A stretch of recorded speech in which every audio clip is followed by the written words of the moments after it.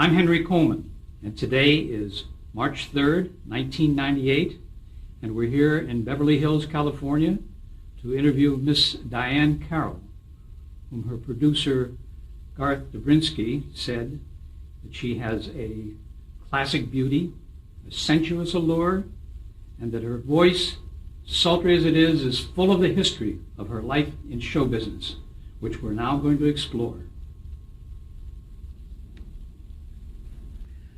So here we are.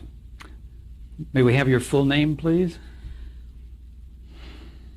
When I began, my name was Carol Diahann Johnson. I changed my name later in life, and I'm now known as Diahann Carroll. And what is the date of your birth? 7/17/35. And do you have any nicknames, any affectionate names that people call you? Not that I'm aware of. Besides darling? No, I can't say that I'm aware of any nicknames. And where were you born, There Diahann? probably are many nicknames, but not said in my presence. Where were you born? I was born in New York City, in a place called Fordham Hospital, which was in the Bronx in New York City. New York was very different at that time than it is today, 1998. Is that the neighborhood in which you lived? I lived on 155th Street and St. Nicholas Avenue, which was several blocks from where I was born. According to my parents, my mother was angry with my father, and she decided to take a taxi, and she went just slightly further than they had planned to have this baby. So she landed at Fordham Hospital in the Bronx, and that's where I was born. I don't remember the name of the hospital where I was supposed to have been born, but it seemed to have made it a little more difficult for my father to find her. That was what she set out to do. So you can see that some of the nicknames that I may have acquired started even before I was born. They came directly. I'm a descendant of one of those strong-willed kind of ladies. Tell me about your mother and about your father. Describe them for me. That's interesting because I have not been asked to describe my mother and my father. They were two of the most beautiful people I've ever seen, and very involved with their beauty. I suppose that's why that is the first thing that comes to mind.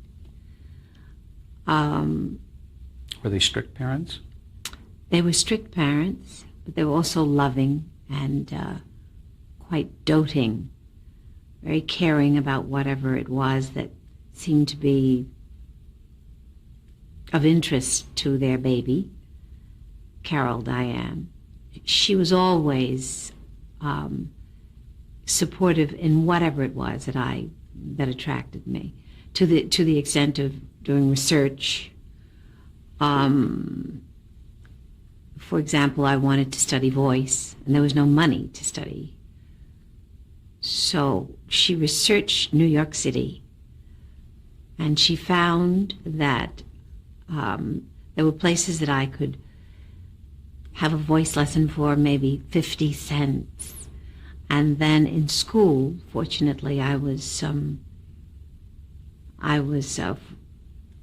told that there were certain scholarships that I might qualify for. That always thrilled her, that I could pursue whatever I wanted to do. My father was different in that he cared and loved me deeply. I know that.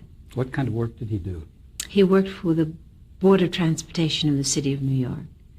He was busy succeeding.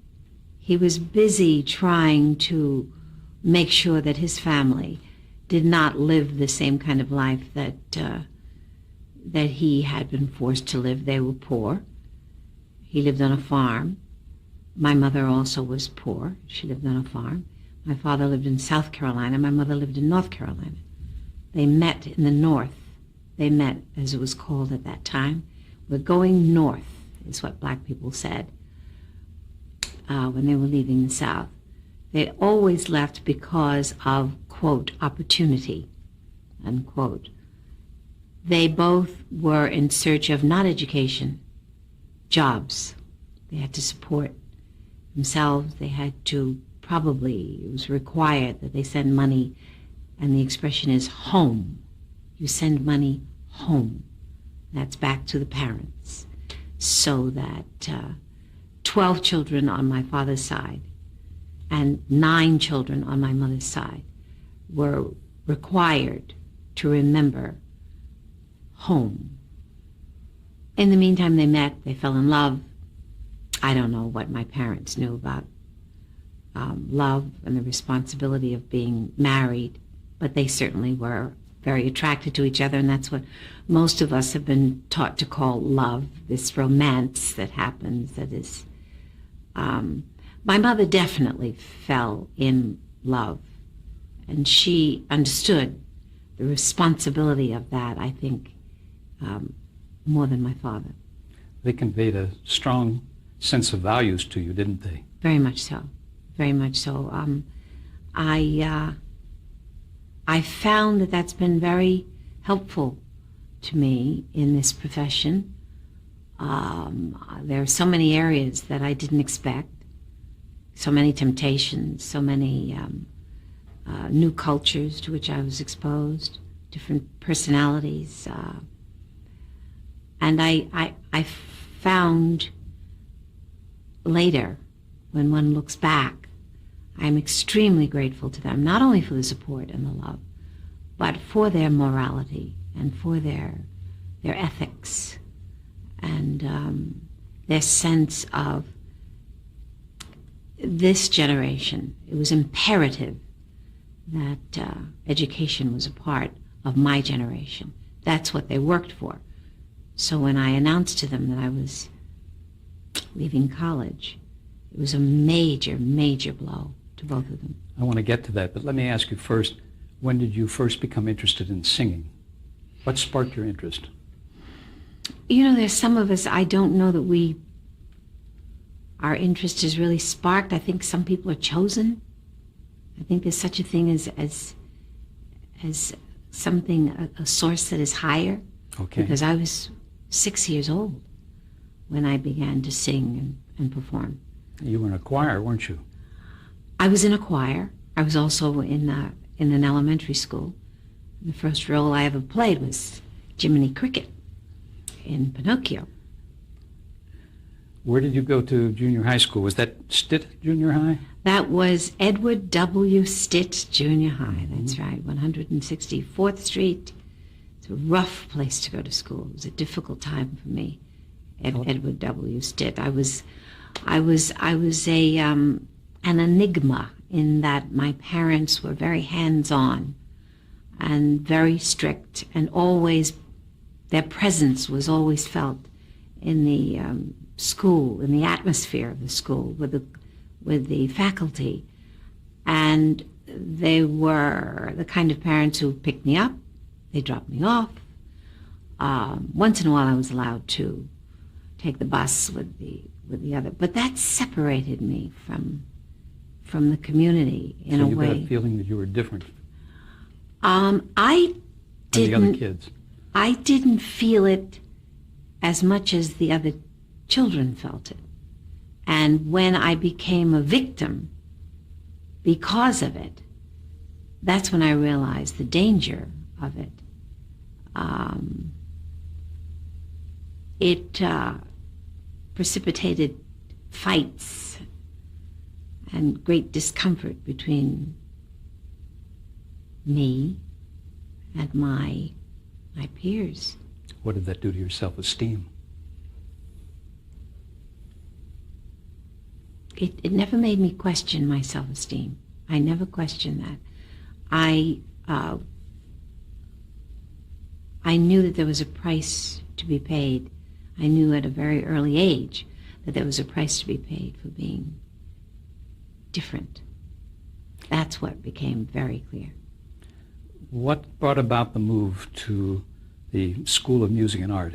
Tell us how that happened. That's my mother's...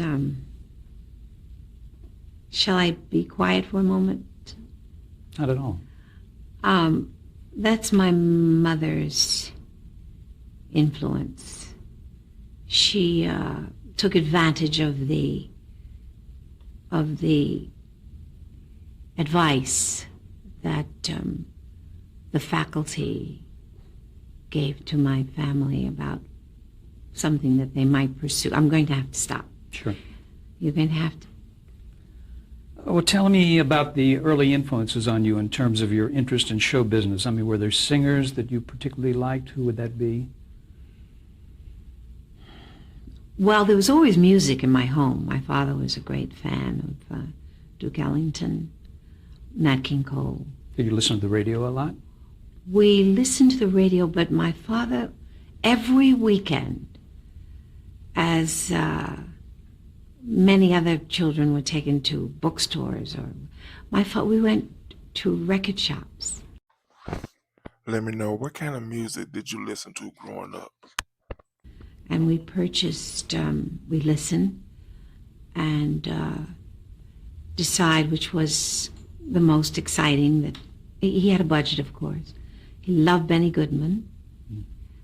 And it was really fun to buy this music and then go home, and that evening the house was filled with the sounds of our new acquisition. And my father enjoyed it so much that he was able to make me feel his excitement. And then there were times when he just insisted that there were certain concerts that we had to see.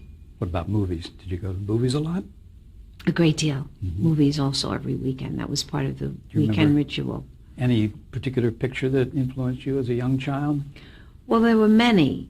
I was very impressionable, and all of the musicals were very important in my life. And I always saw myself as the leading lady. I always saw myself as the leading lady. I don't care what color she was, which I find interesting. 7, 8, 9, 10, 11-year-old girl, I always identified, and I thought, well, that's what I should do. I should be the leading lady. And so naturally, when I entered the business, I mean, we'll talk about that. And I realized the color problems were going to be almost insurmountable. I was slightly in awe because my parents made me believe that anything that I wanted to do, I could do. Well, that has served you, hasn't it?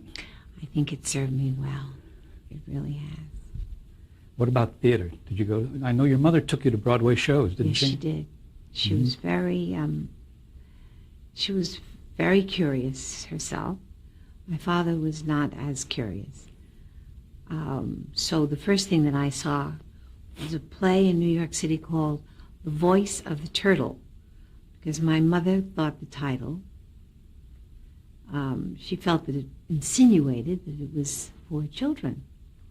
Margaret Sullivan. It was far from an experience that a child that young should have, but we both enjoyed it very much, and we made our pact that this would be our little secret, that she had taken me to see Voice of the Cursed in Voice of the Turtle, and as I recall, there were relationships between people who were not married. Those were not things that young girls young children were exposed to. But we sat in the balcony and we enjoyed it very much, and then I had our conversation about the fact that this would be our secret. This is not something we would share with Dad. How about a musical? Do you remember any particular musical that you saw that influenced you? Yes, Ethel Merman, very much so. Annie, Get Your Gun? Yes. Mm-hmm. Yes. Also in the musicals there was this incredibly beautiful creature by the name of Lena Horne. And I don't remember how old I was the first time I saw Lena Horne, but I do remember my mother saying to me, "You will not see very much of Lena Horne because we want Lena to have her identification and we want Diahann to have her identification." And I think the less you are exposed to Lena Horne, the better it will be for you. I think it was very, very perceptive of my mother too. She said it's going to be difficult enough because of Lena Horne. And she has wonderful contribution, and you should be exposed to it, but not too often. I want to go back to the High School of Music and Art. And how was that different from the school that you had been in before, where the people didn't treat you too well? It's really a very difficult environment when you're dealing with people who are uneducated and immature, and they have babies, and they have to try to pretend that they are parents when they don't know anything about parenting. Not that any of us really knows anything about parenting. I didn't get that manual. Did you? No. Neither did I. Dr. But Spock. I think that's right. That's the best I could do as well. But I think when the community is made up primarily of that kind of family, that it's not a comfortable place in which to develop. This once again is in hindsight. I didn't realize that communities were functioning in any other manner. There was a great deal of anger, much frustration, and when the father is frustrated, the workplace is not welcoming. The business of survival is the only thing that is the focal point constantly. It's not necessarily it's far from the most wonderful community. However, I lived on 148th Street between Amsterdam and Broadway, and I would like to say now that it was a wonderful community in terms of community pride. Your community growing up. And the parents that were aware supported programs for young people to have places for recreation after school. None of our property was damaged. There was no graffiti.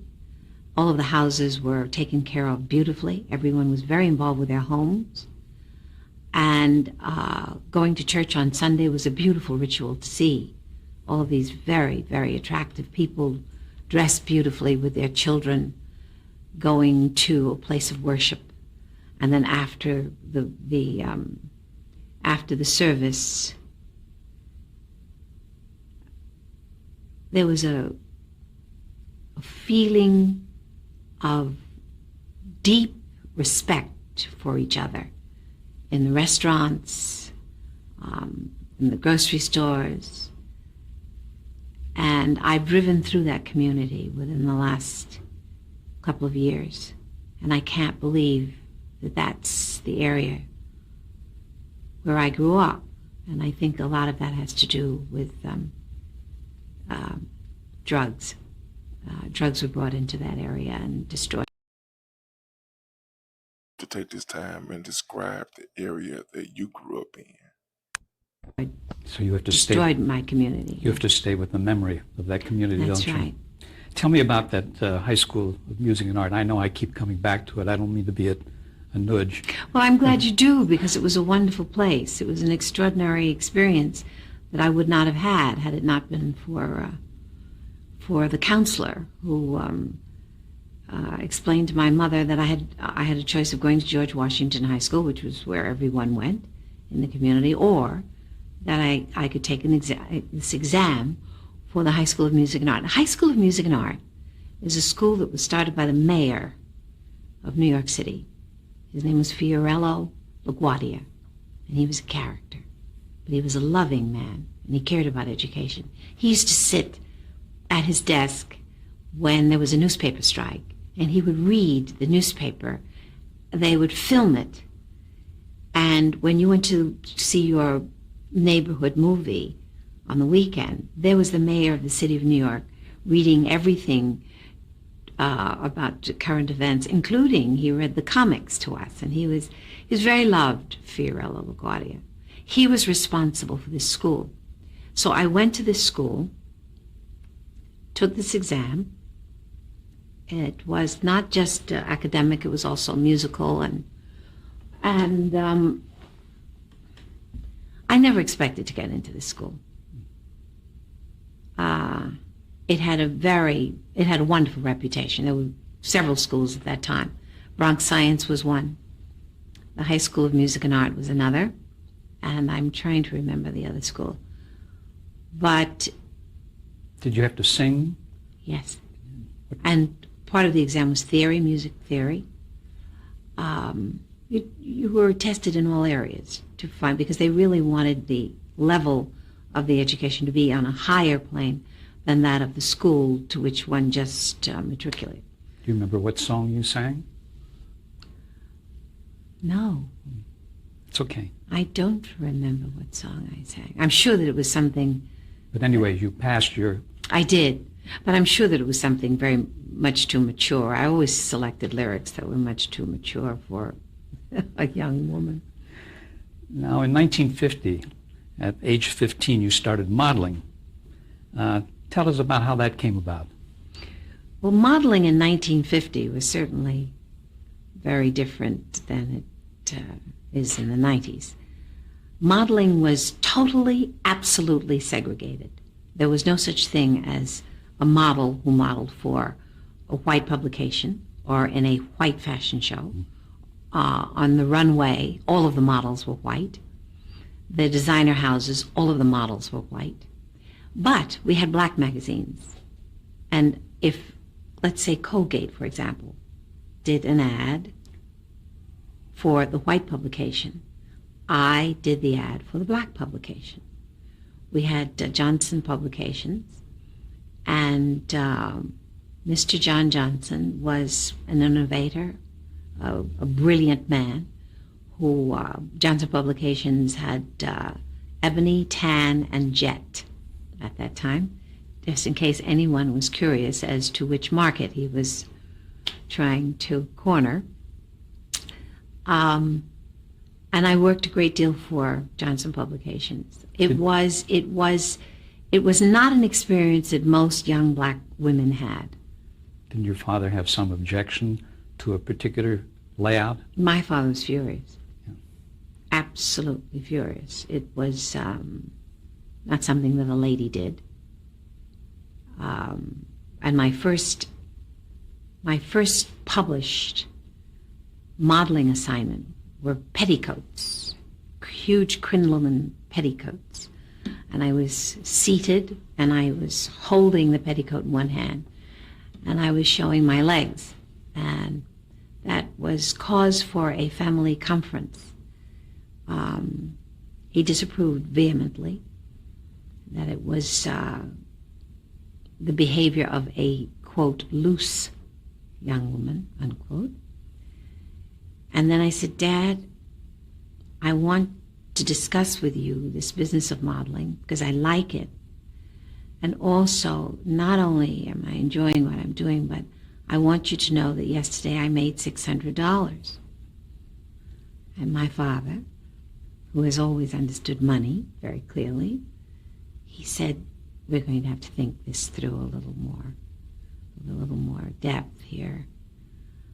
And I think there were certain rules, certain things I could and could not do, but I was allowed to continue with the modeling career.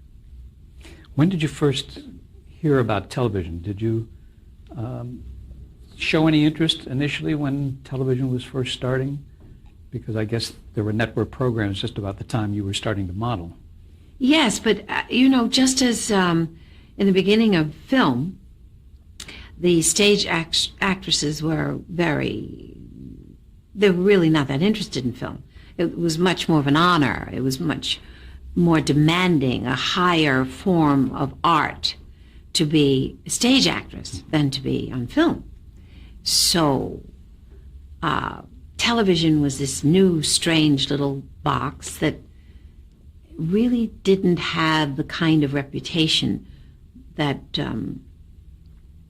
that one felt very secure about if you performed on stage.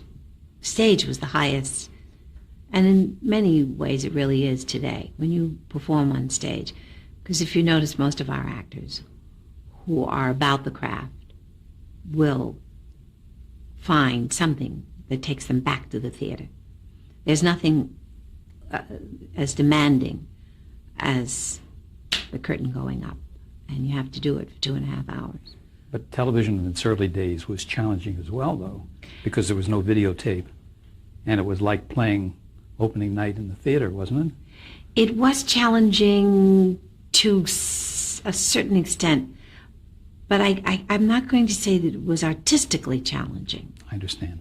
And I think that's where the snobbery came about. You know, this was like a toddler. It was a baby trying to get its footing, and a puppy that, you know, its tail didn't know how to wag with the hind legs.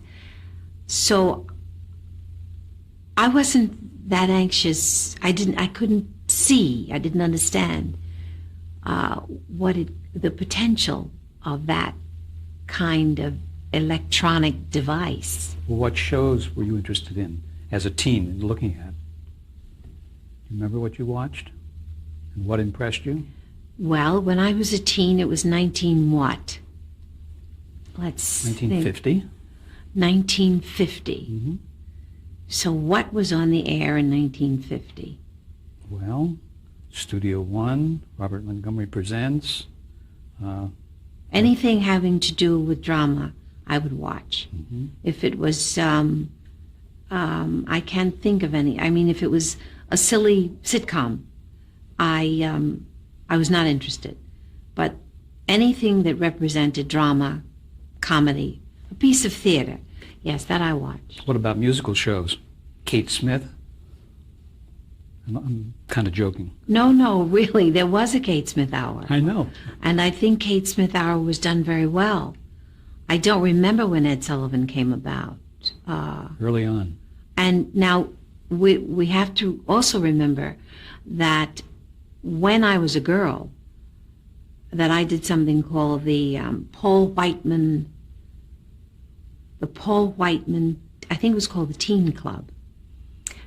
And this show came from a little studio in Philadelphia. So my parents, we drove every weekend to Philadelphia so that I could be a contestant on this show. It was all so new. It was all so unprofessional. It was all so. But I wanted very much to win each week on the Paul Whiteman Teen Club. I liked the feeling of being the center of attention. I liked having the spotlight. I didn't shy away from it at all, and my parents saw that. And that's when I began to understand a little more about the power of television, because there were agents, producers who sat and they watched so that they would know who the youngsters were that were coming along. I get you. She has a great depiction about her childhood. You have just watched part 1 of 8.